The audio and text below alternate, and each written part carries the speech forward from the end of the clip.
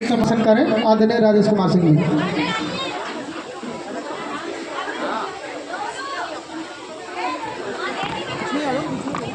आज बाबा साहेब डॉक्टर भीमराव अंबेडकर आयोजन समिति सेवानगर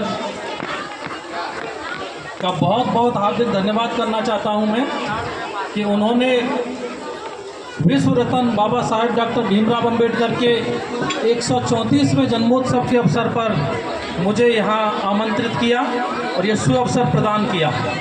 प्यारे बच्चों, आज ये सेवानगर बाबा साहेब डॉक्टर भीमराव अंबेडकर का 134वां जन्मोत्सव बड़े हर्षोल्लास से मना रहा है और ये बड़ा हर्ष का विषय है। बाबा साहब अंबेडकर का जन्मोत्सव मनाने के लिए भारत सरकार ने 12 अप्रैल को एक आदेश निकाला कि इस वर्ष 14 अप्रैल से और 27 अप्रैल तक लगातार 2 सप्ताह बाबा साहब का जन्मोत्सव बड़े धूमधाम से हर स्तर पर मनाया जाएगा। तो बच्चों, मैं आपको बताना चाहता हूं कि किसी भी व्यवस्था में कमी निकालना आसान होता है, लेकिन महापुरुष उद्यमी पुरुष वो होते हैं जो उपस्थित व्यवस्था में अच्छाइयाँ निकालते हैं। तो यह सरकार का बहुत अच्छा कदम है कि वो लगातार 14 दिन बाबा साहब अंबेडकर का जन्मोत्सव मना रही है। बाबा साहब ने एक संदेश दिया था कि शिक्षित बनो। तो यहाँ बहुत सारे बच्चे मौजूद हैं, उनके गुरुजन मौजूद हैं, उनके परिवारजन मौजूद हैं। तो सबसे जो आवश्यक तत्व है हमारे जीवन में वो शिक्षित बनना है। दूसरा, संघर्ष करो। संघर्ष करे बिना आप जीवन में कोई भी सफलता प्राप्त नहीं कर सकते हैं, ये भी कटु सत्य है। और तीसरा, संगठित रहो। तो संगठित रहना, आपने शिक्षित बन गए, संघर्ष करके आप उच्च पदों पर आसीन हो गए, लेकिन उसके बाद भी आप अगर सम्मान का जीवन जीना चाहते हैं, अपने समाज की वृहद स्तर पर सेवा करना चाहते हैं, तो संगठित रहना बहुत ज़रूरी है। इसी संगठित रहने वाले मुद्दे पर मुझे एक वाक़यात याद आ रहा है जो 14 अप्रैल को मेरे साथ हुआ। मैं जिस सोसाइटी में रहता हूँ उसमें लगभग 2000 परिवार रहते हैं, बहुत अच्छी सोसाइटी है। मैं 14 अप्रैल को बाबा साहब का जन्मोत्सव जब पूरा संसार बड़ी धूमधाम से मना रहा था, तो बहन जी के द्वारा बनाए गए दलित प्रेरणा स्थल पर एक भव्य कार्यक्रम में मैं पहुंचा और मुझे अपनी सोसाइटी के कम से कम 20 लोग वहाँ ऐसे मिले जो बाबा साहब के मिशन से संबंधित थे, हमारे समाज से ताल्लुकात रखते थे, लेकिन सोसाइटी में रहते हुए 5 वर्ष हो गए मैं उनको फाइंड आउट नहीं कर पाया था, जान नहीं पाया था कि ये उनमें एक जो है वो दिल्ली विश्वविद्यालय में प्रोफेसर थे और वो 5 साल लगातार मुझसे मिल रहे थे, बड़े बड़े कार्यक्रमों में शिरकत कर रहे थे, लेकिन मैं नहीं जानता था वो मेरे समाज के हैं, वो बाबा साहब से मिशन से जुड़े हुए इंसान हैं। तो ये बहुत महत्वपूर्ण है कि आप जो है संगठित भी रहें, संगठित रहना बहुत ज़रूरी है। इस बार जो जन्मोत्सव मनाया जा रहा है उसमें बाबा साहब का एक पटका बहुत प्रचलित हो रहा है, कलम का बादशाह। तो कलम का बादशाह उन्हें क्यों कहा जा रहा है? क्योंकि बेटे, सभी को समझना होगा कि एजुकेशन जो है वो आपके जीवन स्तर को बदलने का सबसे बड़ा हथियार है। अगर आप गरीबी के स्तर से ऊपर उठना चाहते हैं, आप जीवन में कोई लक्ष्य हासिल करना चाहते हैं, बड़े आदमी बनना चाहते हैं, तो उसमें सबसे बड़ा हथियार क्या है? बच्चे तो कम से कम बोलेंगे, सबसे बड़ा क्या है? शिक्षित बनना। कहा गया है, आपने सुना होगा, नेल्सन मंडेला जी ने कहा है कि the education is the most powerful vehicle weapon to change the status of the society. Nelson Mandela ji ने कहा है कि आप समाज को बदलना चाहते हो तो शिक्षा उसका सबसे बड़ा हथियार है। बाबा साहब अंबेडकर अक्सर कहा करते थे कि सपने देखने हैं तो बड़े सपने देखिए। और हमारे बच्चों को 2 विभाग होते हैं हमारे देश में, पुलिस और प्रशासन। इन 2 विभाग का बच्चों बड़ा बोलबाला है। पिछले 20 वर्ष में एक देश में लहर आई कि सब बीटेक करके इंजीनियर बनेंगे। अभी चल रही है कि नीट करके डॉक्टर बनेंगे। ये बनना भी बहुत अच्छा है, बहुत ज़रूरी है, लेकिन हमारे समाज के लिए इनसे भी बेहतर है, इनसे भी ज़रूरी है कि हम अपने बच्चों को पुलिस और प्रशासन में जाने के लिए उनको उत्साहित करें, उनको बढ़ावा दें। और जैसा कि बाबा साहब अम्बेडकर ने कहा, सपने देखना तो बच्चे बड़े सपने देखने हैं। पुलिस विभाग जो है वो कांस्टेबल से शुरू होता है। अब बच्चा अगर हमारा कांस्टेबल बनने का सपना देखेगा और उसकी मेहनत में अगर कहीं कमी रह गई तो फिर वो जीरो हो जाएगा, वो बेरोजगार रह जाएगा। इसीलिए बच्चों, आप जो है अगर पुलिस विभाग में जाने का सपना देखते हैं तो पुलिस में पद होते हैं कांस्टेबल, फिर सब इंस्पेक्टर, इंस्पेक्टर, इसके बाद एसीपी, डीसीपी और कमिश्नर। तो मेरा आपसे मानना है कि कम से कम आप एसीपी जो पीपीएस के द्वारा बनते हैं, एसीपी बनने का सपना जरूर देखें कि अगर आपके संघर्ष में कहीं कोई कमी रही, कहीं व्यवस्था में कहीं कोई बैराग पैदा हो गया, तो आप एसीपी ना बनेंगे तो एसआई तो बन जाएंगे। और कहीं एसआई में भी कोई प्रॉब्लम रही तो आप है क्या, कांस्टेबल तो बनेंगे। तो सपने हमेशा बड़े देखने चाहिए। इसी प्रकार से प्रशासन में ये बातें मैं अपने बच्चों के लिए कह रहा हूँ, जो बच्चे शिक्षा प्राप्त कर रहे हैं, अपना कैरियर बनाने की तरफ अग्रसर हैं। आप प्रशासन शुरू होता पटवारी से, तो आप पटवारी की अगर तैयारी करेंगे और कहीं आपकी तैयारी में कमी रह गई या व्यवस्था में कहीं कोई लोच पैदा हो गया तो आप बेरोजगार रह जाएंगे।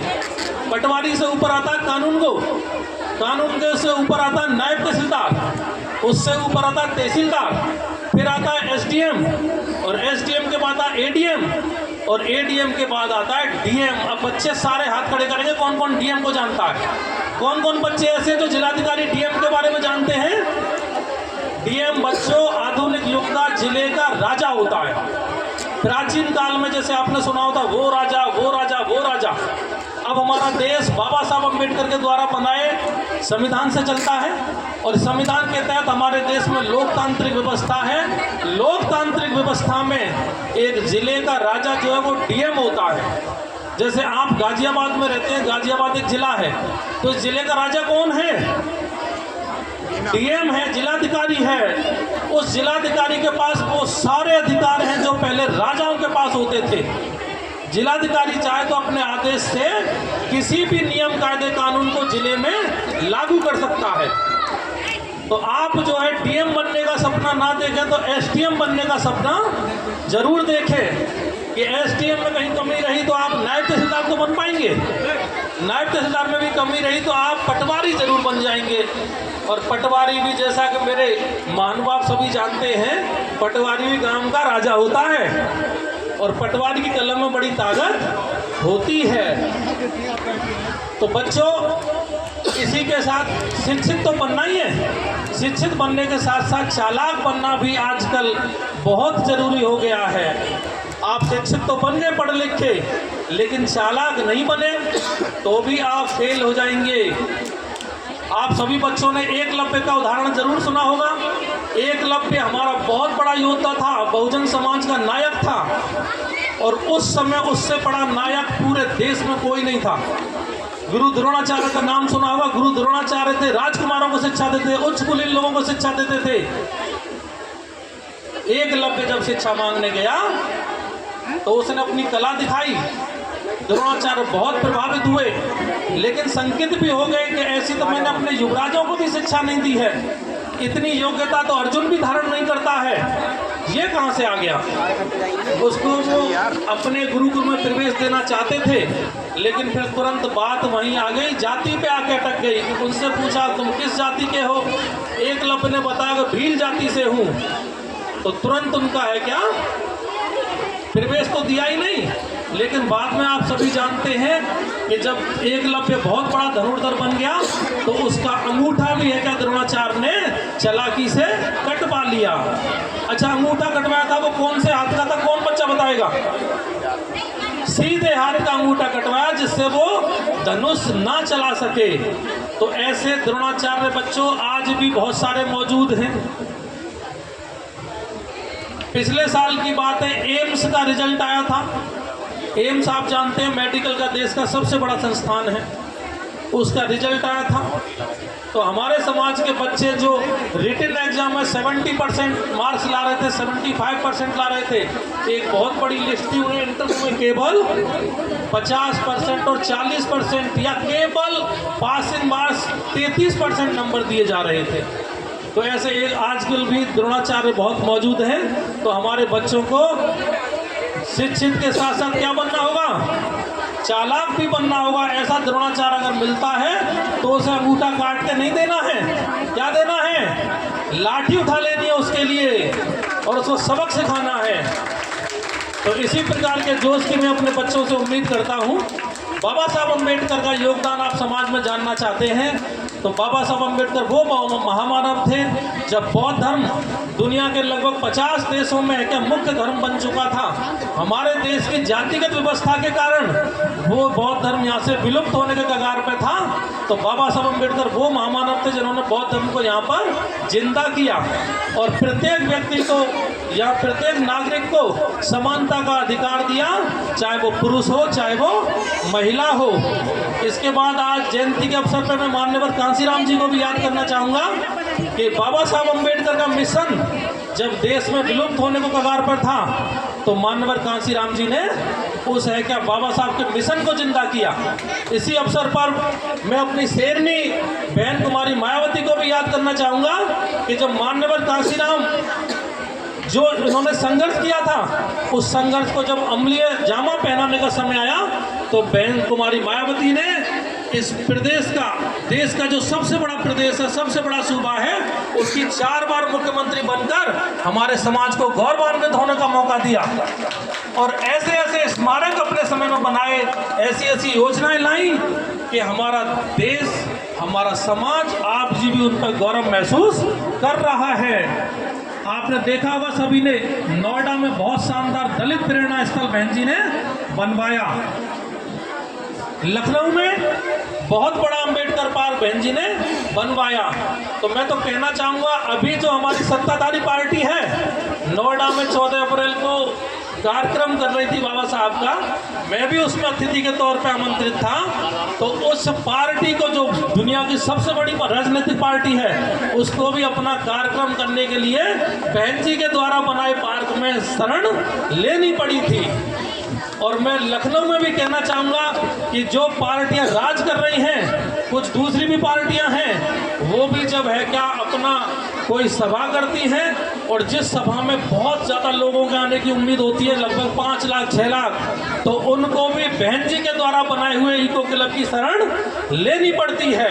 तो ऐसी है क्या महामानव हमारी बहन जी भी हैं, उनके लिए भी मैं चाहूँगा कि पूरी सभा जोरदार तालियां बजाए। और इन्हीं शब्दों के साथ मैं अपनी वाणी को विराम दूंगा। जय भीम, जय भारत। राजेश कुमार जी की तरफ से आज के इस कार्यक्रम को हमारी समिति को